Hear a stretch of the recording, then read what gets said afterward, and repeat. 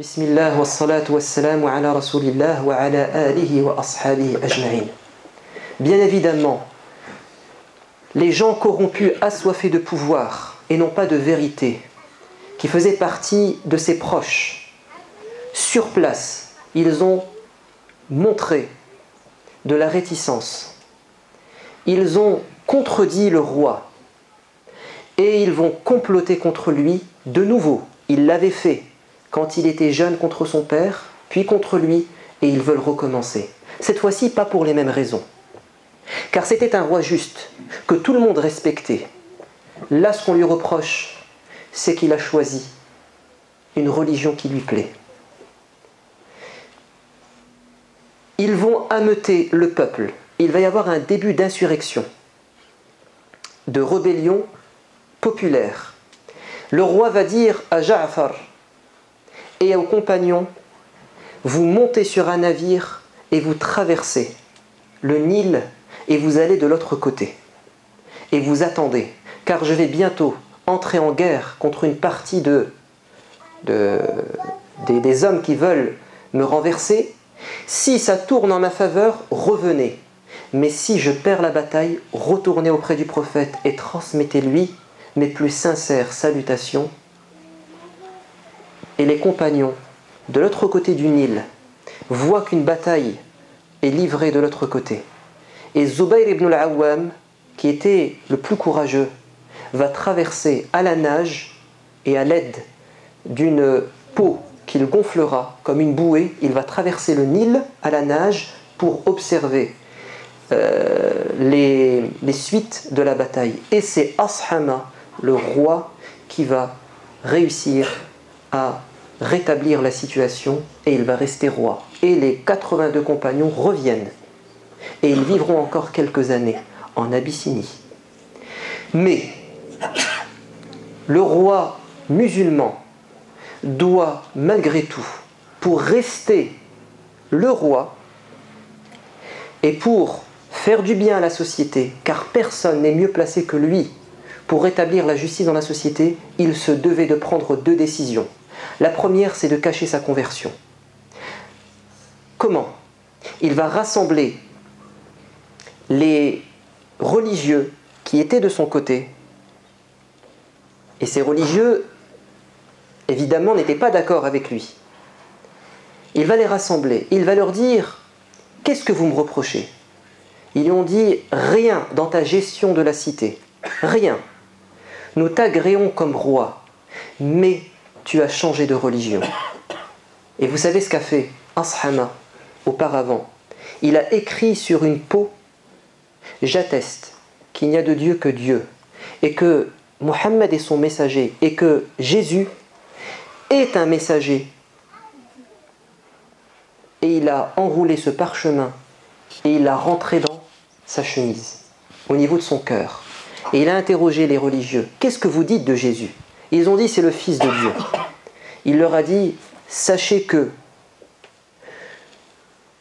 je dis exactement cela. Et il a frappé sur son cœur. Évidemment, les gens qui sont là ne sont pas censés savoir cette ruse. Ils ont cru qu'il allait dans leur sens. Mais lui, avec cette astuce, il n'a pas tout à fait menti, puisqu'il a dit, je dis exactement cela, et il a frappé sur son cœur, c'est-à-dire ce qu'il y a dans ce parchemin et ce qu'il y a dans mon cœur. Il va réussir à apaiser les tensions. Mais une deuxième chose doit être exécutée. Pour prouver qu'il est toujours chrétien aux yeux des gens, il doit dire aux 80 musulmans de ne pas prêcher l'islam ouvertement dans son royaume. Et il va émettre un décret. J'empêche ces musulmans de propager l'islam. Ouvertement, publiquement, officiellement. Tout ça pourquoi ? Pour rester au pouvoir, afin qu'un tyran ne prenne pas sa place. Car c'est ça l'islam. L'islam, c'est la justice. Le reste, tout ce qu'il vient de faire, ce sont des détails qui justifient ce qu'il vient de faire.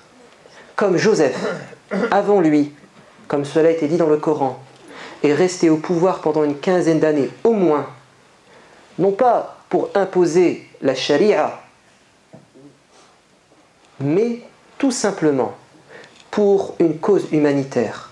C'est-à-dire, je reste dans ce système qui n'est pas islamique, totalement en correspondance avec mes principes, mais au moins, moi qui suis là, à cet endroit, je peux faire avancer l'islam, c'est-à-dire la justice. L'islam, ce ne sont pas que des peines. Non. Tout ça, ce sont des moyens par lesquels Allah veut nous faire atteindre une fin. C'est la justice, la paix, la miséricorde, et ainsi de suite. Alors, comme Joseph, le Négus va rester au pouvoir afin de rétablir la justice, de préserver, de protéger ces musulmans. Mais, quand on dit qu'il les a empêchés de appeler les gens ouvertement à l'islam, il ne nous a pas empêchés de pratiquer l'islam, évidemment, car il serait injuste. Et c'est pour ça que, en l'année 6, ces 80 musulmans vont revenir à Médine. En l'année 6, c'est-à-dire 6 ans après que Médine soit un État musulman. Le prophète n'a pas demandé ni au roi, ni aux 80 compagnons de venir à Médine, en terre d'islam. Il les a laissés en terre chrétienne. Parce que là-bas, ils pouvaient accomplir leur mission. C'est en l'année 6 que Ja'far revient avec les compagnons, et pas simplement, avec des dizaines et des dizaines d'Abyssiniens convertis à l'islam. Ils arrivent à Médine et le roi, le Négus, reste au pouvoir et le prophète ne lui dit rien. Il le laisse là-bas, car là-bas, l'islam règne, c'est-à-dire la justice. On termine en disant que quelques mois avant la prise de la Mecque, le prophète rassemble les compagnons et il leur dit « Aujourd'hui est mort votre frère Ashaba, le Négus. Nous allons prier sur lui. » C'est un hadith authentique, rapporté par le Bukhari. Le prophète rassemble les compagnons et ils vont pratiquer la prière mortuaire à distance sur ce roi qui est mort en terre chrétienne. Ils vont prier sur lui. Et il est au paradis, par la grâce de Dieu et par sa sincérité.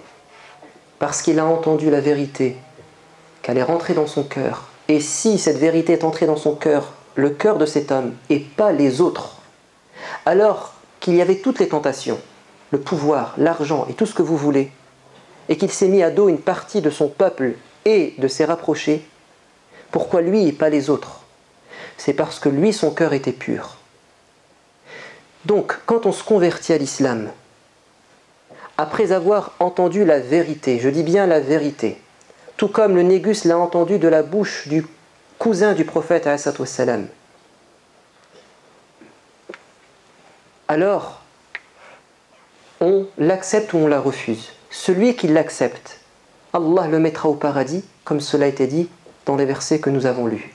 Quant à celui qui aura entendu la vérité, la lumière, et qu'il l'aura rejetée, alors il assumera les conséquences. Le souci aujourd'hui, c'est que des Ja'far, il n'y en a pas beaucoup. Le souci aujourd'hui, c'est que des Amr ibn al-As, avant qu'ils ne deviennent musulmans, qui viennent parler au nom de l'islam, il y en a beaucoup. Tant qu'il n'y aura pas des Ja'far et qu'il y aura des Amr, il y aura peu de Négus. Mais si on comprend notre mission en tant que musulmans, c'est-à-dire que nous sommes là, sur terre, pour l'amour, la miséricorde et la justice, alors l'islam pénétrera les cœurs des gens. C'est une chose qu'on ne peut pas éviter, car c'est la lumière de Dieu qui nous dépasse tous. Allah a dit dans le Coran, dans le verset que j'avais cité, si ces chrétiens à l'époque du prophète étaient les plus sympathisants des musulmans, c'est parce qu'ils n'avaient pas d'orgueil dans le cœur. Et la première raison qui nous écarte de l'islam, quand on l'a entendu de nos oreilles, c'est l'orgueil. C'est pour ça que Dieu dit dans Surat Al-A'raf, سَأَصْرِفُ عَنْ آيَاتِيَ الَّذِينَ يَتَكَبَّرُونَ فِي الْأَرْضِ. Je vais écarter de mes signes ceux qui s'enorgueillissent sur terre. Ils ne méritent pas la guidance. Car, et ça c'est très important ce que je vais vous dire, celui qui s'est conformé à la religion naturelle, Allah lui propose la religion rituelle. Celui qui suit sa fitra, Allah lui fera venir l'islam, la révélation. Vous avez une religion naturelle, vous avez une religion révélée. Quand Allah sait qu'une personne a fait l'effort de suivre sa conscience, sa morale, c'est-à-dire la religion naturelle, Allah lui propose la suite, la religion révélée. Et il va y avoir une lumière sur une lumière, Nurun ala nur, et la guidance arrive. Mais quand une personne est mauvaise, qu'elle a un cœur mauvais, et qu'elle va à l'encontre de sa conscience, alors Allah ne lui propose pas la religion révélée, parce qu'il ne la mérite pas, et même s'il l'entendait ou la voyait, il ne la suivrait pas. Et s'ils voient la voie de la rectitude, jamais ils ne l'emprunteront. Et s'ils voient le chemin de l'égarement, ils vont le suivre. Alors, purifions nos cœurs afin que Dieu nous guide. Et faisons l'effort d'être à l'image de Ja'far afin que par nous, Dieu guide. Alors je ne sais pas si le frère qui doit se convertir est présent. En tout cas, après la prière, qu'il vienne très vite devant afin que l'on procède à l'attestation de foi. Et la semaine prochaine, ça sera une sœur et on attend la troisième personne afin qu'il y ait cette conversion. اللهم إنا نسألك الهدى والتقى والعفاف والغنى والسداد اللهم أرنا الحق حقا وارزقنا اتباعه وأرنا الباطل باطلا وارزقنا اجتنابه اللهم افتح لنا فتوح العارفين وفقهنا في الدين وعلمنا التأويل اللهم ألف بين قلوب المسلمين اللهم ارفع عنهم البلاء اللهم اجعلنا صابرين عليه اللهم اهدنا إلى سبل الرشاد اللهم أدخلنا الجنة من غير عذاب اللهم ارحم والدينا وارحم موتانا اللهم آتنا في الدنيا حسنة وفي الآخرة حسنة وقنا عذاب النار سبحان ربك رب العزة عما يصفون والسلام على المرسلين والحمد لله رب العالمين وأقم الصلاة